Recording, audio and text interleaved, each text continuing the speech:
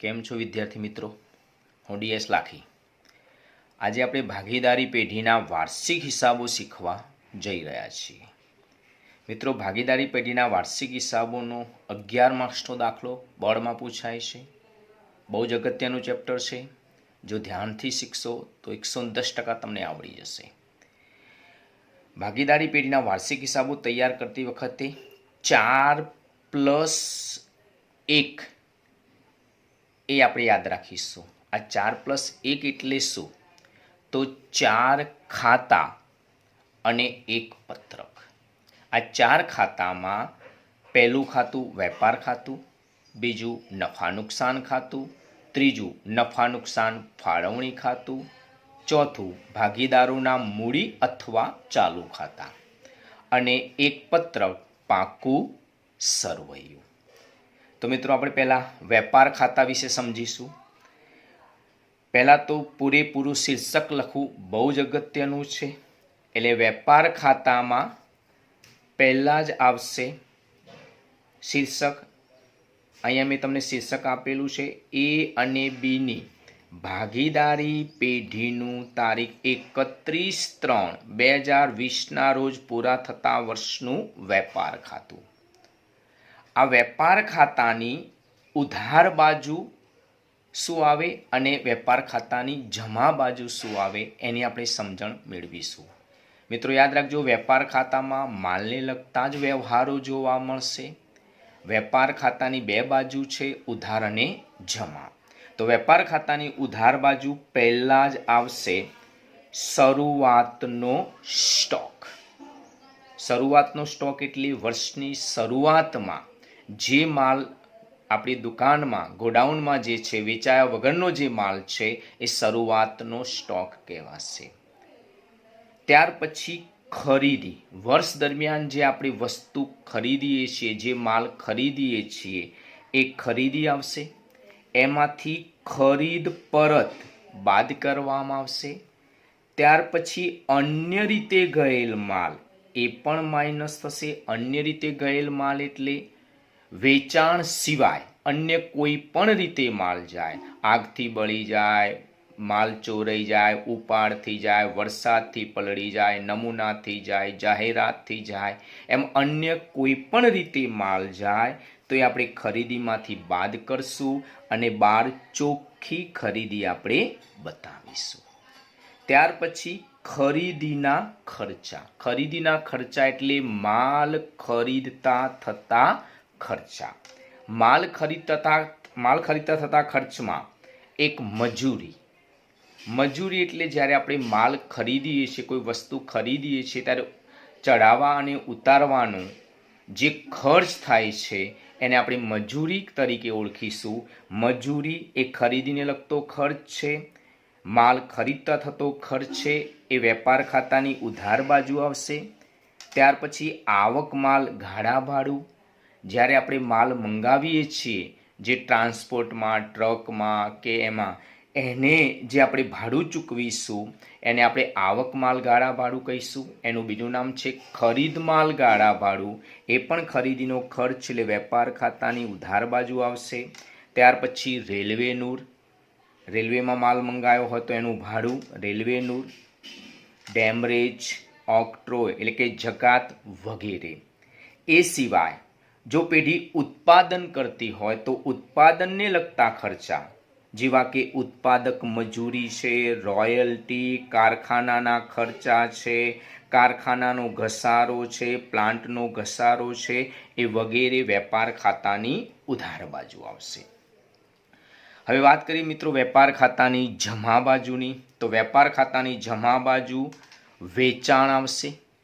વેચાણમાંથી વેચાણ પરત માઇનસ કરશું અને ચોખ્ખું વેચાણ બહાર બતાવવામાં આવશે. ત્યાર પછી ભંગાર માલનું વેચાણ એ વેપાર ખાતાની જમા બાજુ આવશે અને આખર સ્ટોક એ વેપાર ખાતાની જમા બાજુ આવશે. બરોબર ધ્યાનથી સમજો મિત્રો. શરૂનો સ્ટોક વેપાર ખાતાની ઉધાર બાજુ આવશે, જ્યારે આખર સ્ટોક વેપાર ખાતાની જમા બાજુ આવશે. શરૂનો સ્ટોક કાચા સરવૈયામાં જ આપેલો હશે.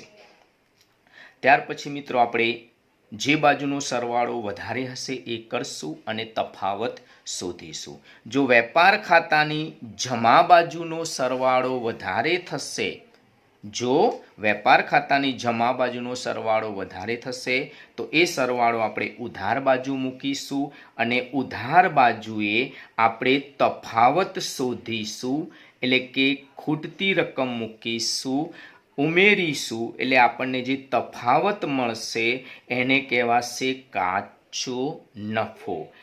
એની સામે લખીશું નફા નુકસાન ખાતે કૌંસમાં કાચો નફો. યાદ રાખજો, આ જે નફા નુકસાન ખાતે કાચો નફો લાવ્યા એની જમા બાકી કહેવાશે. કેમ જમા બાકી? તો જમા બાજુનો સરવાળો વધુ છે, તફાવત ઉધાર બાજુએ આવે છે, માટે આપણે એને જમા બાકી તરીકે ઓળખીશું. ત્યાર પછી જો એમ ન હોય, વેપાર ખાતાની ઉધાર બાજુનો સરવાળો વધારે થતો હોય તો ઉધાર બાજુનો સરવાળો કરશું, એ સરવાળો આપણે જમા બાજુએ મૂકીશું અને જમા બાજુએ ખૂટતી રકમ શોધીશું, એટલે કે તફાવત શોધીશું. ઉધાર બાજુના સરવાળામાંથી જમા બાજુનો સરવાળો બાદ કરતા જે તફાવત આવે એને આપણે કાચી ખોટ કહીશું. એની સામે લખીશું નફા નુકસાન ખાતે કૌંસમાં કાચી ખોટ. આની ઉધાર બાકી કહેવાય, કારણ કે ઉધાર બાજુનો સરવાળો વધુ છે, તફાવત જમા બાજુએ આવે છે. ત્યાર પછી મિત્રો હવે આપણે વાત કરીશું નફા નુકસાન ખાતાની. નફા નુકસાન ખાતામાં પણ આપણે આ રીતના લખીશું એ અને બીની ભાગીદારી પેઢીનું તારીખ 31/3/2020ના રોજ પૂરા થતા વર્ષનું નફા નુકસાન ખાતું. તો તમારે ખાસ ધ્યાન રાખવાનું છે, દાખલામાં જે નામ આપ્યું હોય એ નામ લખશું, જે તારીખ આપી હોય, જે વર્ષ આપ્યું હોય એ આપણે લખીશું. નફા નુકસાન ખાતામાં ઉધાર બાજુ અને જમા બાજુ હોય છે. નફા નુકસાન ખાતાની ઉધાર બાજુએ મિત્રો 4 પ્રકારના ખર્ચા આવશે. એ 4 પ્રકારના ખર્ચામાં વહીવટી ખર્ચા, વેચાણ વિતરણ ખર્ચા, નાણાકીય ખર્ચા, અન્ય ખર્ચા અને નુકસાનનો સમાવેશ થશે. જ્યારે જમા બાજુએ માત્ર આવકો આવશે. ધ્યાન શું રાખશું મિત્રો? તો નફા નુકસાન ખાતાની ઉધાર બાજુ આપણે 2 લીટી છોડી દઈશું અને ત્યાર પછી વહીવટી ખર્ચા લખીશું. વહીવટી ખર્ચામાં વહીવટને લગતા ખર્ચા, રોજબરોજના ખર્ચા જેવા કે પગાર, ભાડું, વીમા પ્રીમિયમ, સ્ટેશનરી ખર્ચ, ઓડિટ ફી વગેરે આવશે. ત્યાર પછી વેચાણ વિતરણને લગતા ખર્ચા લખીશું. વેચાણ વિતરણને લગતા ખર્ચા એટલે માલ વેચતા થતા ખર્ચા, વેચાણ કરતા જે ખર્ચા થાય છે તે ખર્ચાઓને આપણે અહીંયા ધ્યાનથી લખીશું. તો વેચાણને લગતા તથા વેચાણ કરવા માટે થતા ખર્ચાનો સમાવેશ અહીંયા આવશે. જાવક માલ, ગાડાવાળું છે, જાહેરાત ખર્ચ છે, આપેલ વટાવ છે વગેરે વગેરે. ત્યાર પછી આવે નાણાકીય ખર્ચા. નાણાકીય ખર્ચામાં કોઈ પણ પ્રકારનું ચૂકવેલું વ્યાજ, બેંક ચાર્જીસ, કમિશન વગેરેનો સમાવેશ થશે. ત્યાર પછી અન્ય ખર્ચા અને નુકસાન આવશે. અન્ય ખર્ચા અને નુકસાનમાં પહેલાં ગાલખાદનો એક કોઠો બનાવીશું, જેમાં ગાલખાદ 2 વખત લખીશું, ગાલખાદ અનામત 2 વખત લખીશું. ગાલખાદ 2 વખત લખીશું અને ગાલખાદ અનામત 2 વખત લખીશું. અને પહેલા 2 વખત પ્લસ પછી માઇનસ. અને પહેલા અને પહેલી જે ગાલખાદ છે એમાં કૌંસમાં કાસ એટલે કે કાચું સરવૈયું, અને છેલ્લે માઇનસ જે ગાલખાદ અનામત છે એમાં પણ કાચું સરવૈયું, એટલે કે પહેલું અને છેલ્લું એ કાચા સરવૈયાની ગાલખાદ આવશે. અને વચ્ચે એટલે કે ગાલખાદ હવાલાની, ગાલખાદ અનામત હવાલાનું આવશે. અને આ 3નો સરવાળો કરી એમાંથી આ રકમ બાદ કરતા જે રકમ આવશે આપણે બહારના કોલમમાં મૂકીશું. ત્યાર પછી મિત્રો ધંધામાં થયેલ અન્ય કોઈ પણ પ્રકારનું નુકસાન કે ખર્ચ એ નફા નુકસાન ખાતાની ઉધાર બાજુ આવશે. મિલકતનો ઘસારો છે, ધર્માદા ખર્ચ છે વગેરે નફા નુકસાન ખાતાની ઉધાર બાજુએ આવશે। ત્યાર પછી નફા નુકસાન ખાતાની જમા બાજુ આવકો આવશે। કોઈ પણ પ્રકારની આવક અથવા ફાયદો અહીંયા નફા નુકસાન ખાતાની જમા બાજુ આવશે, જેમ કે મળેલ વટાવ, મળેલ દલાલી, મળેલ ભાડું, મળેલ આડત વગેરે વગેરે।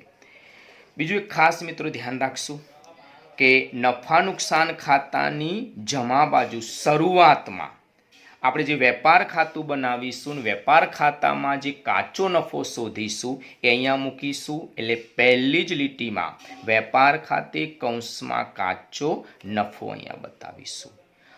જો કાચો નફો ન હોય પરંતુ કાચી ખોટ હોય તો એ નફા નુકસાન ખાતાની ઉધાર બાજુ વેપાર ખાતે કૌંસમાં કાચી ખોટ લખીશું। યાદ રાખશું મિત્રો, નફાની હંમેશા જમા બાકી હોય છે અને ખોટની હંમેશા ઉધાર બાકી હોય છે। તો જો કાચો નફો હશે તો એ નફા નુકસાન ખાતાની જમા બાજુ મૂકવામાં આવશે। જો કાચી ખોટ હશે તો નફા નુકસાન ખાતાની ઉધાર બાજુ મૂકવામાં આવશે। ત્યાર પછી મિત્રો નફા નુકસાન ખાતું બંધ કરવામાં આવશે।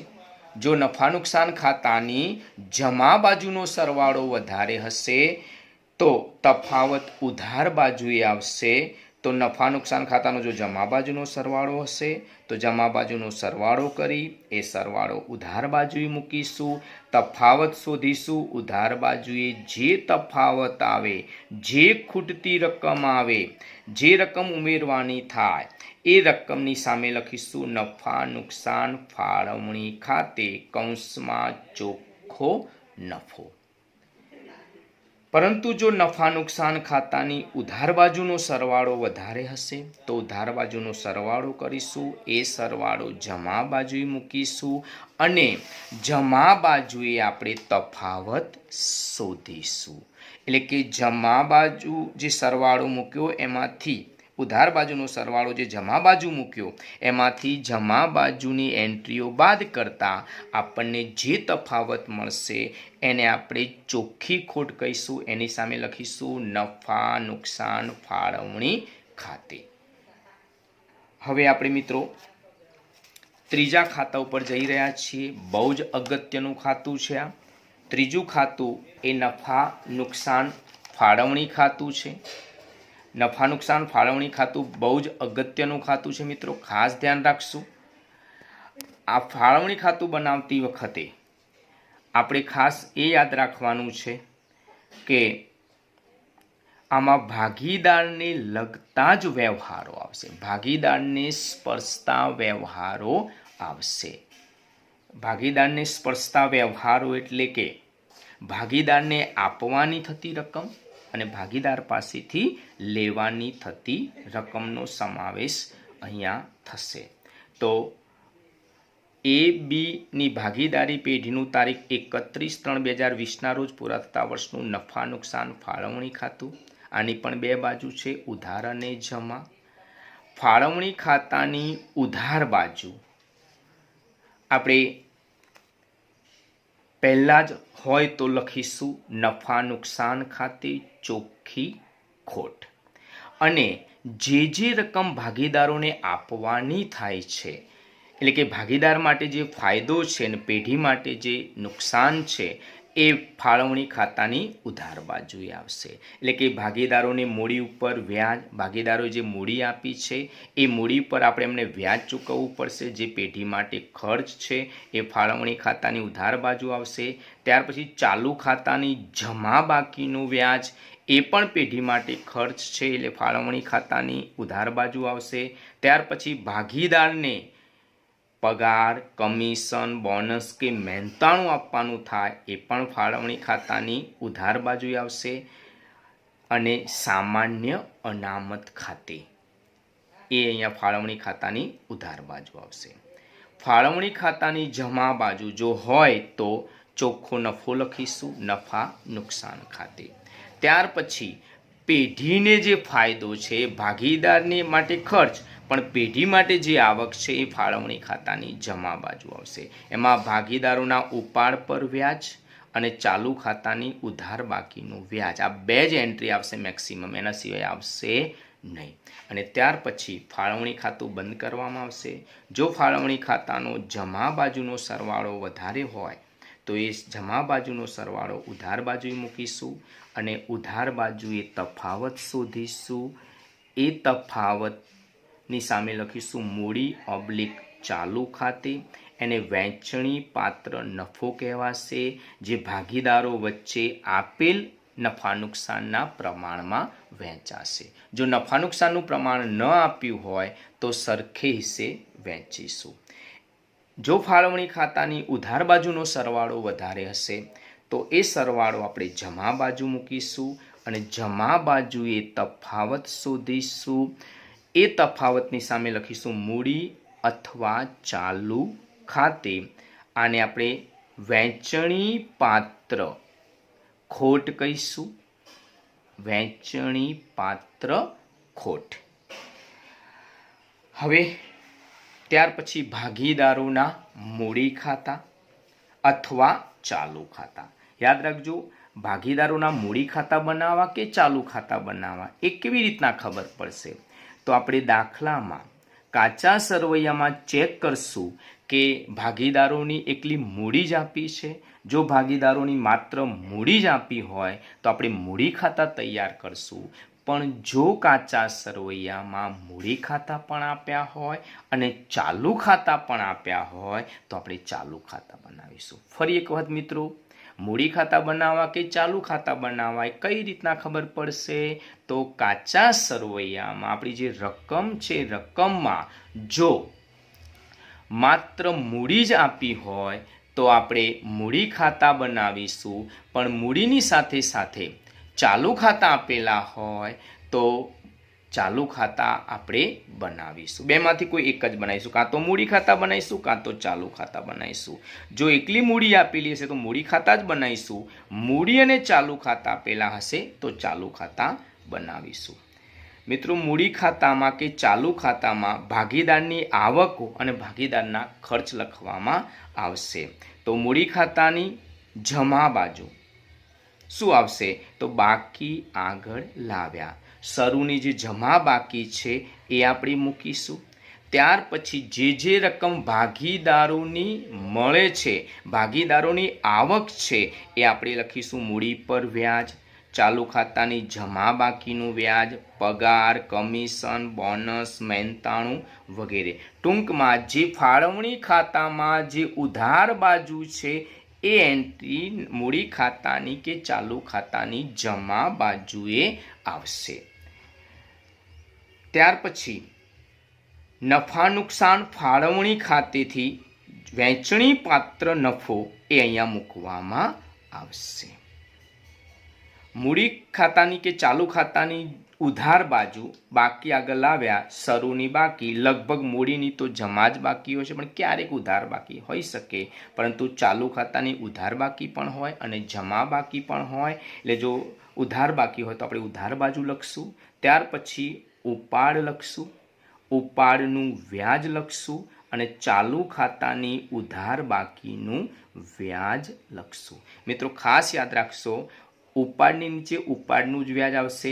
જે બાજુ ઉપાડ છે એ બાજુ વ્યાજ આવે છે. એ જ રીતના ચાલુ ખાતાની ઉધાર બાકીનું વ્યાજ ઉધાર સાઈડ આવશે. જે બાજુ આપણે બાકીઓ મૂકીશું એ બાજુ જ વ્યાજ તમને જોવા મળશે. મૂડીની નીચે મૂડીનું વ્યાજ તમને જોવા મળશે. આ ખાસ યાદ રાખશું. ત્યાર પછી મિત્રો, ચાલુ ખાતા અને મૂડી ખાતા, ચાલુ ખાતા કે મૂડી ખાતા એ બંધ કરવામાં આવશે.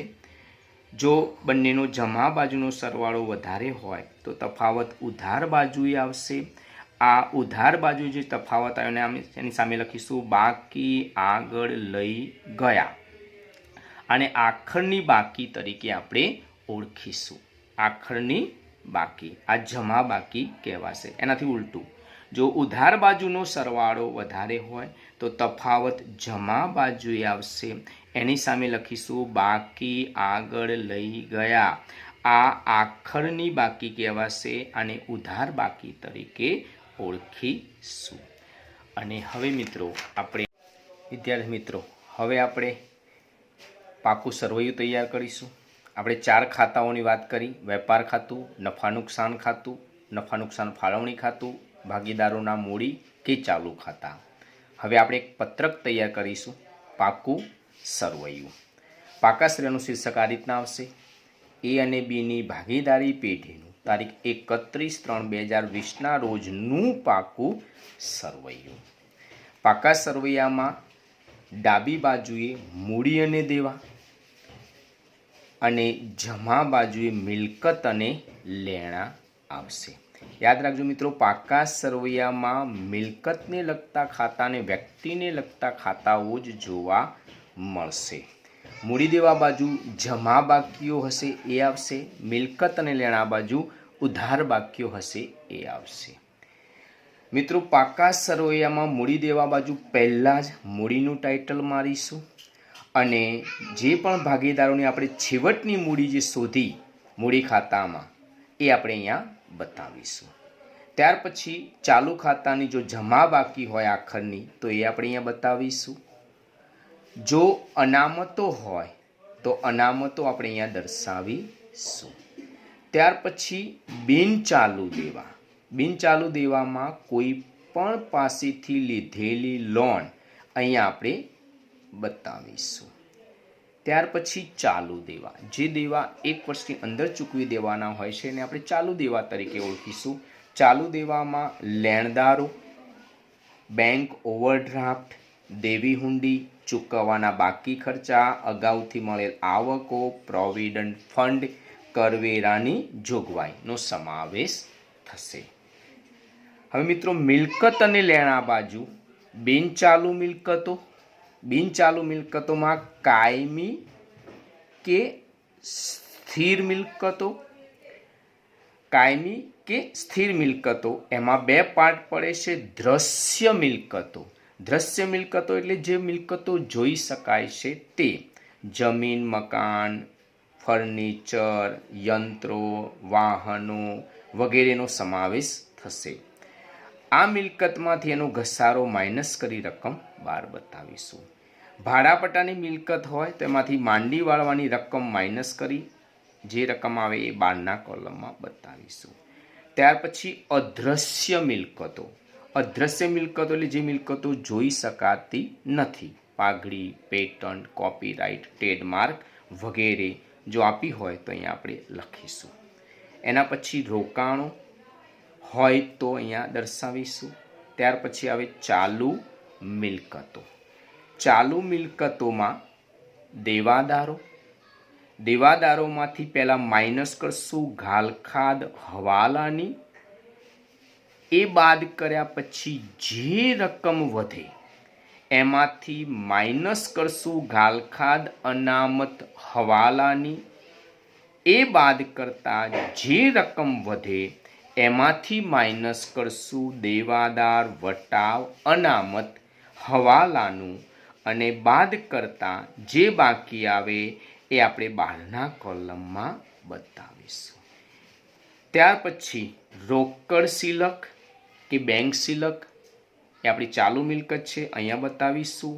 લેણી હુંડી અગાઉથી ચૂકવેલ કોઈ પણ ખર્ચ અહીંયા આવશે. મળવાની બાકી આવક.